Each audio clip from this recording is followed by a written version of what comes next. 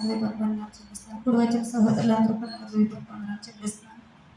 చెప్పబోయే సాక్ష్యం ఏంటంటే కృపమణి గారి విషయం ఏంటి. కృపమణి గారిని దేవుడు కాపాడాలని నిజంగానే ప్రభా ఏంటి ఇలా అయింది అనేసి నేను ఇంటికి వెళ్ళిన తర్వాత నేను మనసులోనే స్తుతించుకుంటూ బాధపడతానండి. బాధపడితే ఒక ఒక ఒక మాట అయితే గుర్తొచ్చిందండి. శుక్రవారం రోజు చాలా బలంగా ప్రార్థన చేస్తామండి మిత్రము కూడాను. అయితే అదే శుక్రవారం రోజు దేవుడు మాట్లాడాడండి. అద్భుతం కోసం మాట్లాడాడు. అటు రీతిగానే ఆ పరలోకంలో వారు చేసిన పని అంతా పరలోకంలో ఉంది అని చెప్పారు అమ్మగారు. అయితే ఈలోగా సాతాను ఏం చేస్తుందంటే పరలోకంలో పరమాత్మ సాతాను తను శోధించింది. తను అంటే ఏం జరిగిందంటే మన మేలు కొరకే జరిగింది మంచి.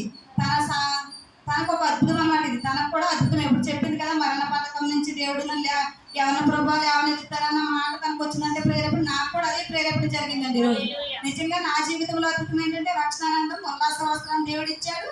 ఆ బిడ్డ విషయంలో కూడా అద్భుతమండి ఇది.